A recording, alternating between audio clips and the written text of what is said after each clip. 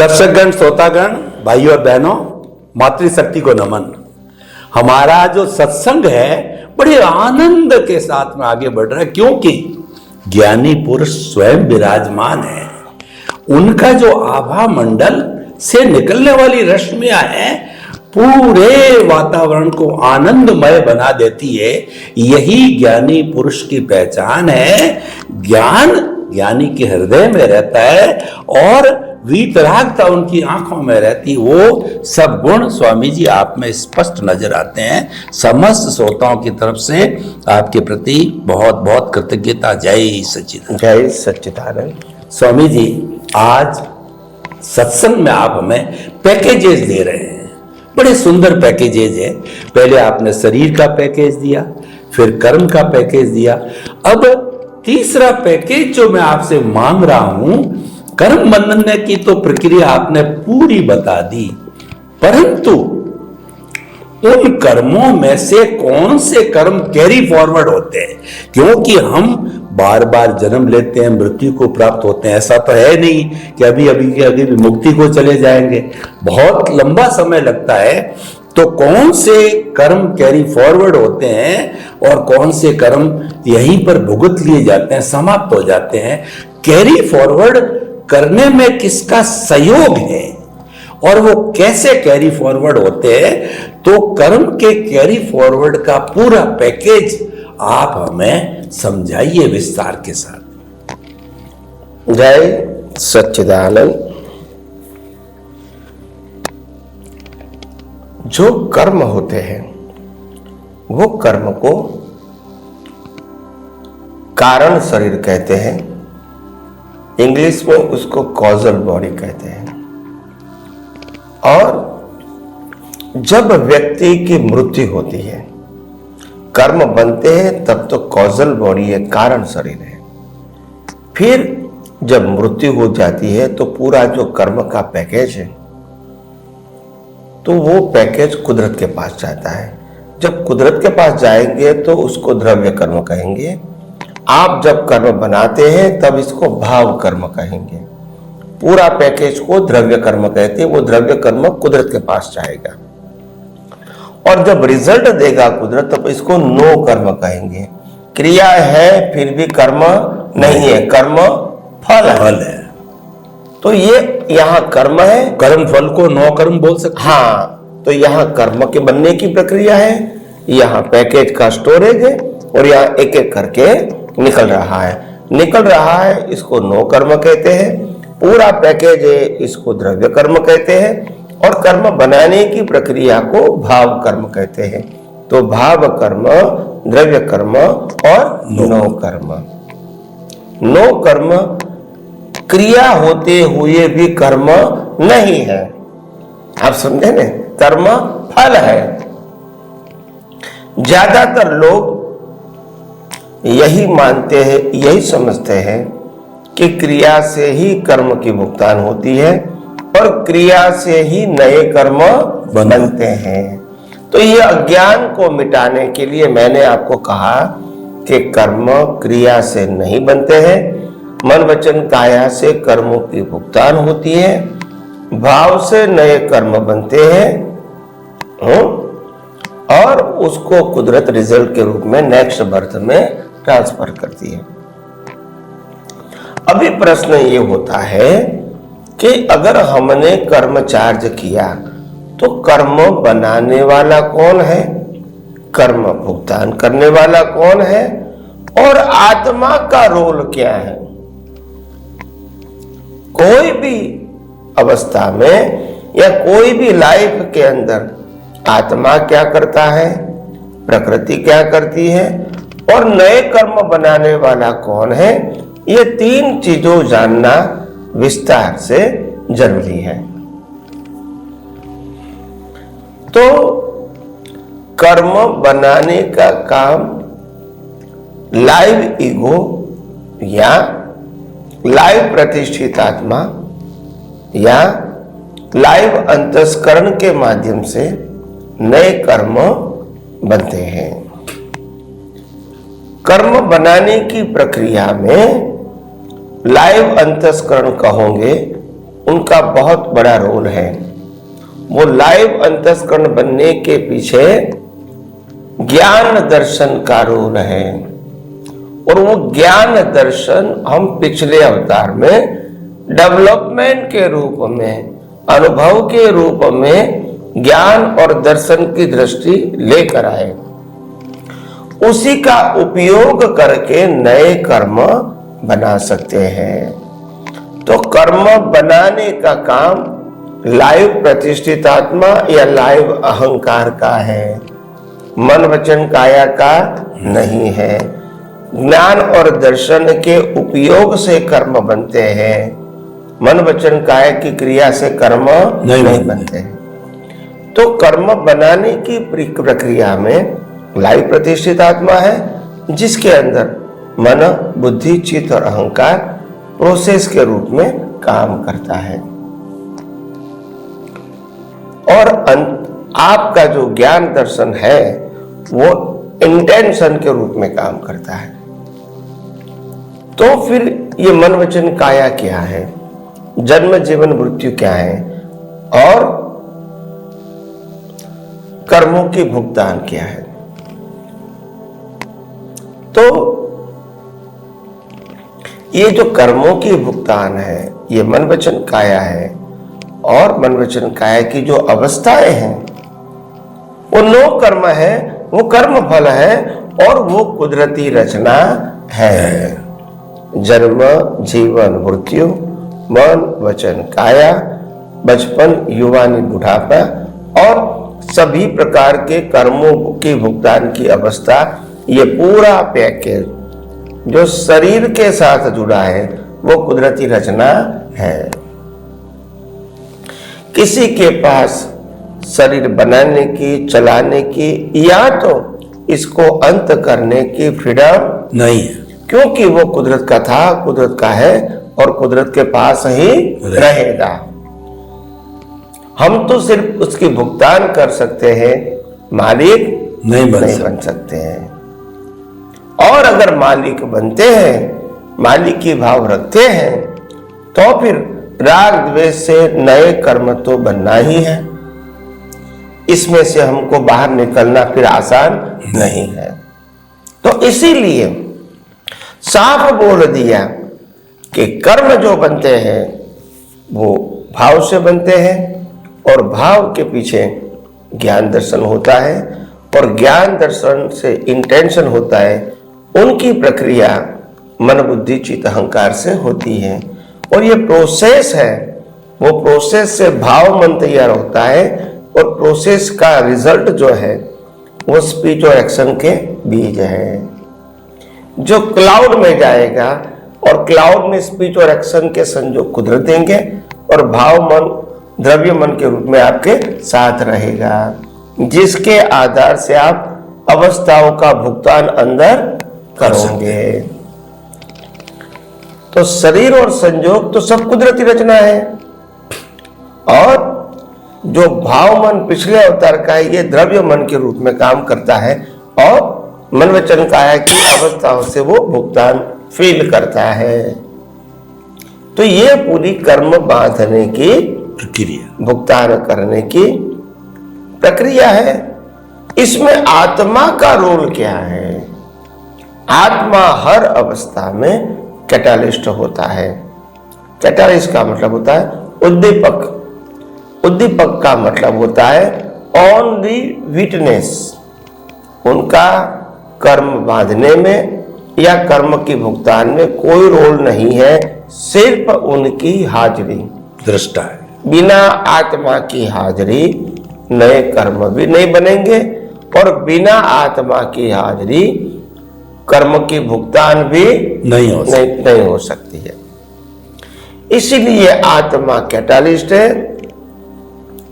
फिर जो अंतरात्मा दशा है, जिसको हम लाइव प्रतिष्ठित आत्मा कहते हैं, लाइव ईगो कहते हैं, वो कर्म बांधने का काम करते हैं, और मन वचन काया वो कर्मों की भुगतान के लिए काम करता है। तो तीनों का रोल क्या है? अलग अलग। आत्मा का भी अलग है, प्रतिष्ठित आत्मा की भी अलग, और प्रकृति का रोल अलग। डिस्चार्ज। प्रकृति का क्रिएटर, ऑपरेटर, डिस्ट्रॉयर कुदरत कुदरत है। भाव मन का क्रिएटर आपका ज्ञान दर्शन है, और आत्मा ये दोनों को प्रकाशित करने वाला इसी से मुक्त शुद्ध आत्मा है। वो न क्रिएटर है, न ऑपरेटर है, न डिस्ट्रॉयर है, और न सफरर है। ऑलवेज वो स्व पर प्रकाशक ही रहेगा।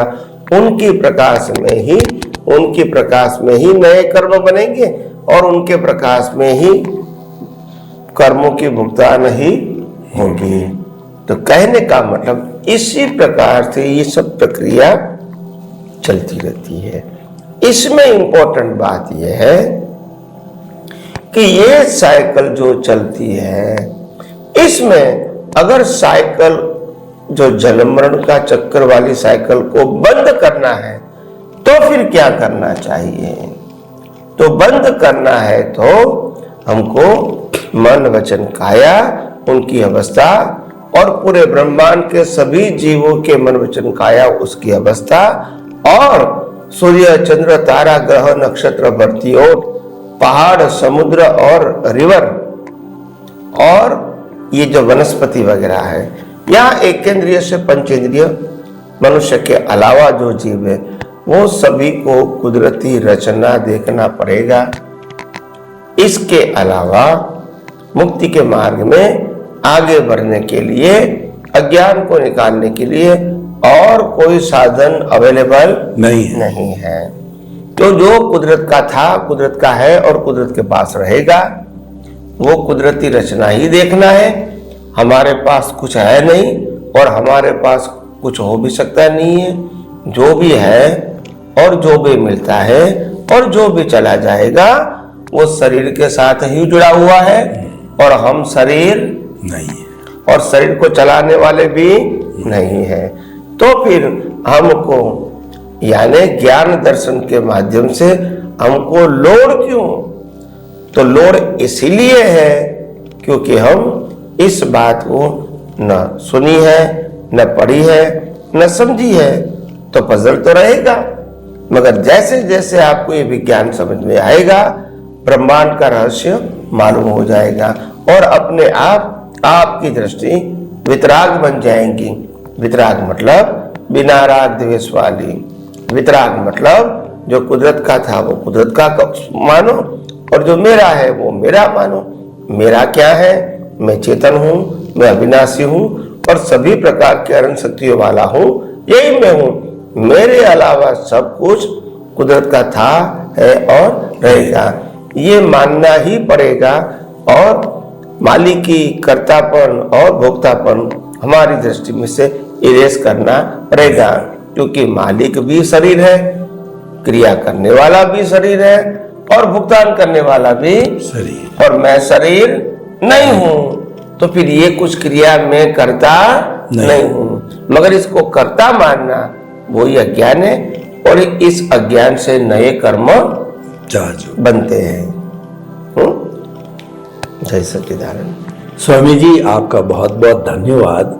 आपने पूरा पैकेज दिया, कर्म बंद का पैकेज दिया कि कर्म बंद होते हैं भाव मन से, और जो स्पीच और एक्शन के जो बीज बनते हैं इस हमारे अंतःकरण से, प्रोसेसिंग फैक्ट्री से, जो कि हमारी अंतर आत्मा रूपी जो प्रतिष्ठित आत्मा है, जो एक नई खोज है आपकी, दादा भगवान की, आपकी, और वो स्पीच और एक्शन का कनेक्शन जो है द्रव्य मन हमारे अगले जन्म में जाता है, तो और वही बाद में भुगतान होता है कुदरत के माध्यम से, मन वचन काया के माध्यम से होता है। स्वामी जी आपका बहुत बहुत धन्यवाद। बड़ा सुंदर स्पष्टीकरण हो गया। स्वामी जी अब हम धीरे धीरे सनातन सत्य कहिए या मुक्ति की ओर पायदानों पर चढ़ते जा रहे हैं। तो ये सारा प्रोसेस समझने के बाद के अंदर एक प्रश्न मेरे मन में आ रहा है कि ज्ञान दर्शन का डेवलपमेंट है, ये कैरी फॉरवर्ड होता है, और उस डेवलपमेंट के आधार पर ही सब कुछ होता है, क्योंकि आत्मा का जो लक्षण है वो ज्ञान दर्शन ही है। आत्मा ही ज्ञान दर्शन, इसके अलावा कुछ है ही नहीं है। तो ये ज्ञान दर्शन का डेवलपमेंट, सम्यक ज्ञान दर्शन का हम कैसे अच्छा स्टोरेज करके आगे ले जावे, क्योंकि वही हमको सब बंधनों से मुक्त करेगा और मुक्ति का अर्थ ही सनातन सत्य है। तो कृपया ज्ञान दर्शन के डेवलपमेंट के बारे में, उसको कैसे डेवलप करें, इसकी पूरी प्रक्रिया, इस पूरे पैकेज को हमें बता। यस, सबसे पहली बात, ज्ञान और दर्शन मूलतः आत्मा का परमानेंट गुण है, मगर वो ज्ञान दर्शन है वो स्वभाव के रूप में है। और हम संसार में ज्ञान दर्शन का अनुभव करते हैं, उपयोग करते हैं, वो पुरुषार्थ या तो भुगतान के रूप में है, वो स्वभाव के रूप में नहीं है। तो जो ज्ञान दर्शन है वो दो प्रकार के हैं, मिथ्या और सम्यक। मिथ्या का मतलब होता है रिलेटिव सत्य और सम्यक का मतलब होता है सनातन सत्य। और मिथ्या ज्ञान और मिथ्या दर्शन का मतलब होता है मन वचन काया मैं हूं, इसको चलाने वाला और भुगतान करने वाला भी मैं हूं। ये मिथ्या दर्शन है। सम्यक ज्ञान का मतलब होता है मैं मन वचन काया से मुक्त, चेतन, अविनाशी और अनंत शक्ति वाला शुद्ध आत्मा हूं, वो ज्ञान। और सम्यक दर्शन का मतलब होता है आत्मा के अलावा पूरी सृष्टि कहो और जन्म से मौत तक मन वचन काया की सभी अवस्था कहो, वो कुदरती रचना है, वो सम्यक दर्शन। और आज तक विश्व में किसी ने सम्यक ज्ञान और सम्यक दर्शन की इस प्रकार की परिभाषा हमको नहीं बताई, और इसीलिए हमको सच्ची बात समझ में ही नहीं आई। हम तो धर्म की क्रिया को ही पुरुषार्थ के रूप में मानते थे। ये शुभ क्रिया करोगे तो पुण्य बनेगा, या अशुभ क्रिया करोगे तो पाप बनेगा, और अगर पाप कर दिया है तो माफी मांगोगे तो प्रायश्चित भी हो जाएगा। यही बातें हमने धर्म शास्त्र और धर्म गुरु के माध्यम से सुनी हुई थी। मगर अभी तक हमको ये नहीं मालूम था कि वास्तव में ये जो कर्म की परिभाषा है, वो कर्म की परिभाषा में जन्म, जीवन और मृत्यु की जो प्रक्रिया है, इसके अंदर जो ज्ञान दर्शन है, वो ज्ञान दर्शन का जो इम्पोर्टेंट सब्जेक्ट है, वो ज्ञान दर्शन के साथ डेवलपमेंट जुड़ा हुआ है। तो वो डेवलपमेंट क्या है? जितना सम्यक ज्ञान और सम्यक दर्शन को जानकर दृष्टि से उपयोग करोगे, इतना मिथ्या ज्ञान मिथ्या दर्शन अवस्था में लेकर आए वो इरेज होगा, और सम्यक ज्ञान सम्यक दर्शन अनुभव के रूप में परिपक्व होगा। इससे आपका आध्यात्मिक डेवलपमेंट बढ़ेगा, और वो डेवलपमेंट बढ़ते बढ़ते जिंदगी में जितना भी विकास किया है, वो नेक्स्ट बर्थ में फल स्वरूप डेवलपमेंट के रूप में कैरी ऑन होता है। और वो नेक्स्ट बर्थ में वही डेवलपमेंट आपको उपयोग करने के लिए, दो प्रकार का उपयोग, या तो नए कर्म बनाने में भी सहयोग है, या तो अज्ञान को मिटाने में भी सहयोग करता है। दोनों प्रकार का सहयोग उसका होता है। तो इसी प्रकार ये जो सम्यक ज्ञान सम्यक दर्शन है, उसमें जो उपयोग करते करते मिथ्या ज्ञान मिथ्या दर्शन को मिटा के अपना डेवलपमेंट बढ़ाना, वो आध्यात्मिक डेवलपमेंट होता है। अभी कई सारे लोगों का प्रश्न होता है कि स्वामी जी, हम जीवन में, व्यवहार में कहो, एजुकेशन में कहो, प्रोफेशन में कहो, बिजनेस में कहो, जॉब में कहो, ये सब एजुकेशन प्राप्त करके डिग्री प्राप्त करते हैं, उपयोग करके अनुभव भी प्राप्त करते हैं। तो वो अनुभव, वो ज्ञान क्या साथ में आ सकता है? अगर आ सकता है तो कैसे आ सकता है, वो हम अगले एपिसोड में बताएंगे। ध्यान से सुनना और ये पूरा विज्ञान धीरे धीरे समझने की कोशिश करना। स्वामी जी, आपका बहुत बहुत धन्यवाद। जो हमारा सम्यक ज्ञान दर्शन है, उसका डेवलपमेंट साथ में लेके जाते हैं, वही हमको सब बंधनों से मुक्त करेगा, सनातन सत्य को प्राप्त करेगा और शाश्वत सुख की प्राप्ति होगी। हम अपने मूल स्वभाव में आ जाएंगे। तो ये पूरा कुल मिला के हमारे जीवन का निष्कर्ष ये है कि आपकी जो संपत्ति है वो सम्यक ज्ञान दर्शन का डेवलपमेंट है और वो आप साथ ले जाते हैं। और वो ज्यादा से ज्यादा संपत्ति, मैं संपत्ति भौतिक की बात नहीं कर रहा हूं, मैं संपत्ति जो आध्यात्मिक संपत्ति की बात कर रहा हूं, वो साथ ले जाते हैं। तो श्रोतागण, निष्कर्ष की बात हमें यह मिली कि सम्यक ज्ञान दर्शन का स्टोरेज बढ़ा करके साथ ले जाओ और वो जाता है। ये मुख्य आप बात अपने हृदयंगम कर लो, आत्मसात कर लो, तो हमें सनातन सत्य की प्राप्ति हो जाएगी। स्वामी जी, आपका समस्त श्रोताओं की तरफ से बहुत बहुत धन्यवाद, कृतज्ञता। जय सच्चिदानंद। जय सच्चिदानंद।